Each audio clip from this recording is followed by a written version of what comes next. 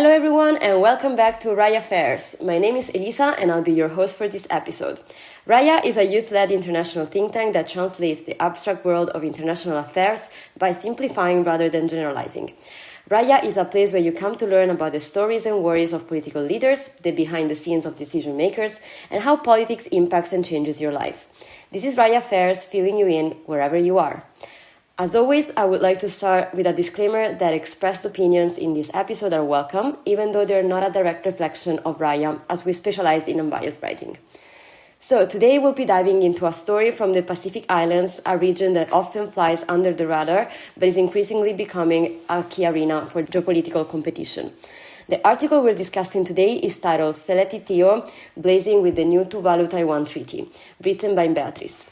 Hi Beatrice, and welcome to Raya Affairs. Would you like to briefly introduce yourself? Hi, I'm Beatrice, and I currently am studying a Masters of International Relations at the Australian National University. And I've moved between Brazil and Australia throughout my childhood until I settled here in Canberra, Australia.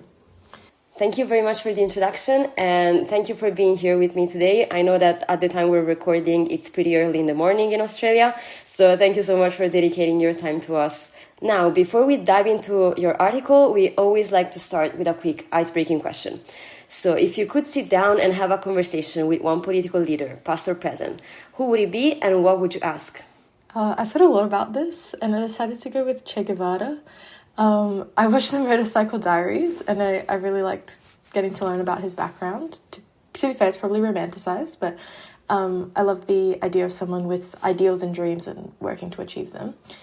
And I would ask him how he feels about his legacy, if he would have done anything different, how his beliefs have changed. Yeah. Amazing, thank you so much. That's a very cool pick, to be honest. So let's now start our conversation and dive into your article. So in this article, you examine why Tuvalu's Prime Minister, Feleti Tio, is currently blazing after signing the Kaitasi Treaty with Taiwan. At first glance, a treaty between a small Pacific island and Taiwan might not seem like something appealing, but as your article shows, this agreement touches on some much bigger dynamics, such as Taiwan's decrease in diplomatic space, China's influence in the Pacific, and the existential question of what happens to a state when climate change threatens its physical territory. So there's actually a lot going on here. And for listeners who may not be familiar with the Pacific diplomatic landscape, the significance of this treaty might not be immediately obvious. So could you walk us through what exactly this treaty is and why it has generated so much attention around Tuvalu and its prime minister? The treaty is between, obviously, Taiwan and Tuvalu, and in general, it ensures two things. For Taiwan, it secures another state which recognizes it as like the leader of China, for lack of a better term, and it recognizes Taiwan as a state and chooses them with regard to the One China principle. As you can imagine, this creates tensions in the Pacific with China's growing influence. In that sense, this has caught the attention of Beijing. For Tuvalu, a country which is incredibly vulnerable to rising sea levels due to climate change, the treaty ensures Taiwan's recognition of Tuvaluan territory even if or when the island sinks. For example, the exclusive economic zone will persist even when the island is not above sea level. This is completely unprecedented in international relations, where so much is tied to territory. This has sparked conversation around the impact of climate change, such as climate refugees. Australia, being Tuvalu's biggest neighbour, is also making treaties to help Tuvalu deal with this as well. One thing that I found really interesting in the article is that Tuvalu didn't just maintain diplomatic relations with Taiwan, but it actually deepened them at a time where several other Pacific countries, such as the Solomon Islands, Kiribati, and Nauru, have moved in the opposite direction and switched recognition to Beijing. So this seems quite a bold move. And what do you think explains Tuvalu's decisions to double down on its relationship with Taiwan rather than hedging or turning toward China like some of its neighbors have done? Well, Taiwan was one of the first diplomatic relations that Tuvalu established after it became independent in 1978. So there's a long history between the two of them. There's also shared values and culture, which keeps Tuvalu, as well as Palau and the Marshall Islands, supporting Taiwan. Practically, even though China has offered a lot of aid to the Pacific, Tuvalu can also use this connection with Taiwan to get leverage from countries like the United States and even Australia, since both of these countries are working to curb China's influence. So I'd say those are the main reasons why I would stay with Taiwan. Thank you very much. So, reading your article, it also feels like this treaty is just as important for Taiwan as it is for Tuvalu. So, Taiwan's number of formal diplomatic partners has been decreasing for years, especially as China increases pressure on smaller states. So today, only around 12 countries still officially recognize Taiwan, compared with more than 20 less than a decade ago. So from Taiwan's perspective, how valuable is it to secure agreements like this with countries such as Tuvalu? And is it mainly about preserving diplomatic recognition, or is there a broader strategic logic behind it? That's a tough question. I will speculate that there must be a broader logic behind this. See, Taiwan also upholds the One China principle, so it's in their interest to have the recognition. Most of the countries that do recognize Taiwan are small islands in the Caribbean and Pacific, and to further their goal, they have to maintain the support they already have, right? These small islands are heavily dependent on aid. Tuvalu is one of the countries that receives the most aid in the world. So China is using aid to gain influence in these places. By securing the support of these islands, even if they are small, Taiwan is disrupting China's diplomatic strategy. I would describe this as a zero-sum game between China and Taiwan, and any recognition that Taiwan maintains is a loss for China. Thank you so much for answering this question that I understand is not as straightforward as it might seem. So moving on, I think another point that really stood out in your article is the connection between this treaty and Tuvalu's long-term survival as a state. So for those who don't know, Tuvalu is one of the countries most threatened by rising sea levels, as you mentioned also before.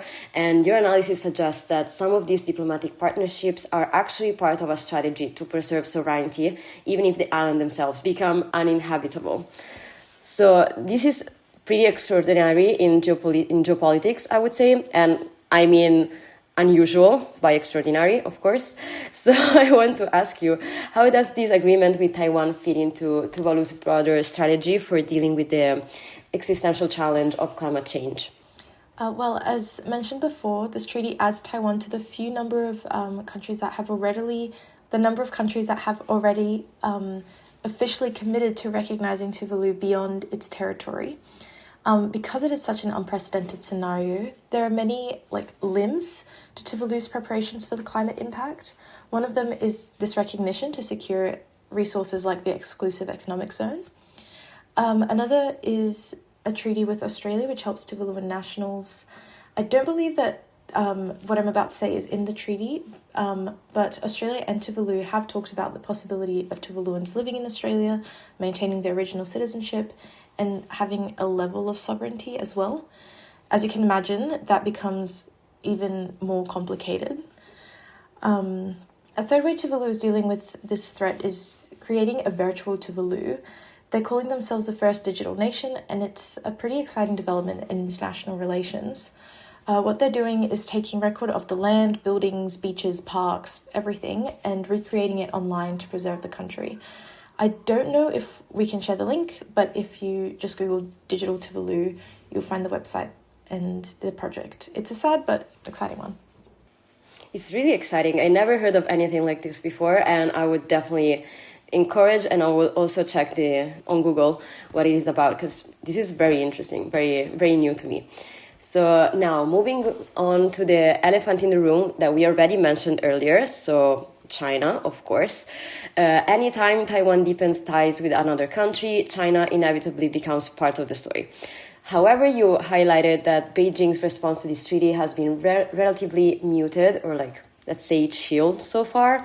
So what do you think is that? Is it a sign that China sees Tuvalu as strategically non-relevant, or is Beijing simply playing a longer diplomatic game in the Pacific region? I would say it's both. China has been working to get support from Palau and the Marshall Islands first, so maybe Tuvalu is not as important right now. Because from what I've read, there are strategic benefits to those places, and so Tuvalu is in the back burner. But also knowing what we know about Beijing, they're definitely into long-term planning. China is paying attention. The situation with the Pacific Island Forum last year points to this, and we will have to see what happens this year since the host country is Palau, who recognizes Taiwan. Great, we'll see, and I encourage all the listeners to keep an eye on these dynamics because are very interesting. So now let's zoom in again and talk a little bit more about the Prime Minister himself. So in your article, you suggest that this treaty has helped shape his early image as Prime Minister, and it's also part of why his political hit level is currently so high. So from a leadership perspective, what does this move tell us about how the Prime Minister wants to position Tuvalu internationally?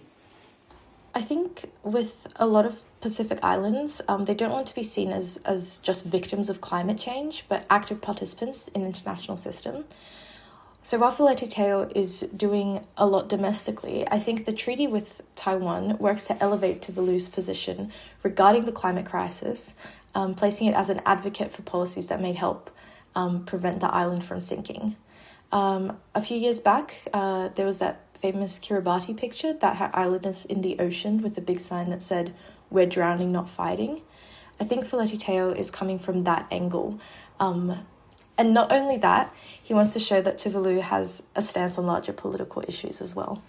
So we've talked a lot about geopolitics, but I'm also curious about the domestic side of this story. So how is this agreement being perceived inside Tuvalu itself? Is strengthening ties with Taiwan broadly supported at home, or are there political debates about whether the country should keep its options open to China? So this was hard to find information on, but it looks like there was some discussion in regard to keeping things open between China and Tuvalu. It wasn't so much like a China versus Taiwan, but a reevaluation of whether it would be better to accept the aid that China was offering. For example, in 2019, China did approach Tuvalu with a $400 million project to help mitigate climate change.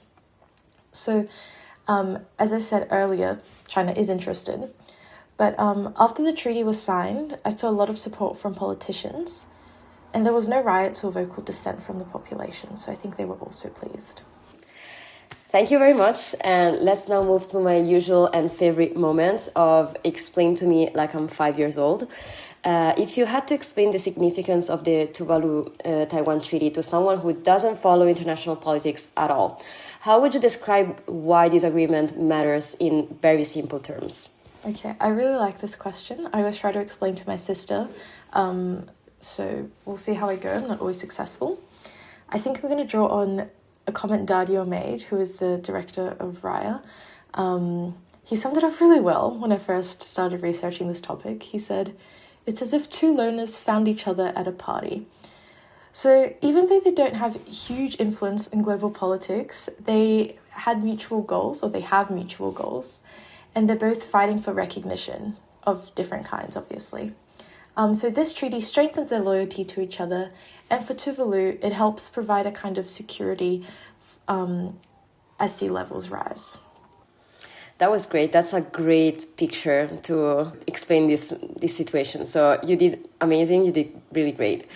So now, finally, let's zoom out and look at the bigger picture. So the Pacific Islands are increasingly becoming a space where larger powers like China, the United States, and others are all trying to expand their influence. And that's happening for several reasons. So from the region's strategic location and to its vast exclusive economic zones and natural resources. So in this context, even a small country like Tuvalu can play a much bigger role in global geopolitics. So if more countries in the region start signing agreements like this with Taiwan, do you think that could start reshaping the diplomatic balance in the Pacific? And more broadly, does this treaty anticipate maybe some kind of new tendency of the future geopolitical landscape in the region? Maybe. As we mentioned earlier, there are only 3 countries in the Pacific that recognize Taiwan, which makes it the underdog. If I were to simplify this into a US versus China debate, at least traditionally, the US would prefer countries recognize Taiwan, hence why they have schemes to help countries that do. So at the moment, I can't picture the balance changing too much unless the US can support the Pacific with what it needs. For example, the US has cut on aid, and other foreign policy decisions isn't doing them any favors in this area. I think Tuvalu and Taiwan have a special connection, which is something I read many times. And so the treaty seems like a natural progression in their relationship. It also seems par for the course regarding the battle for influence between the US and China. I don't see this as making changing the balance hugely. Great, and with this we come to an end of today's episode. So Beatrice, thank you so much for joining me today and walking us through this niche but very interesting topic. I suggest to all the listeners to keep an eye on this region because, yes, it's a very interesting region and sometimes we tend to forget about it. So thank you so much for being here and for talking to us and walking us through these all new dynamics. No, thank you for having me. And to our listeners, make sure to check out Beatrice's article on rayagroup.org and follow us on social media to stay updated on new articles, podcasts, and upcoming content. Thank you very much for listening, and I'll see you next time on Raya Affairs.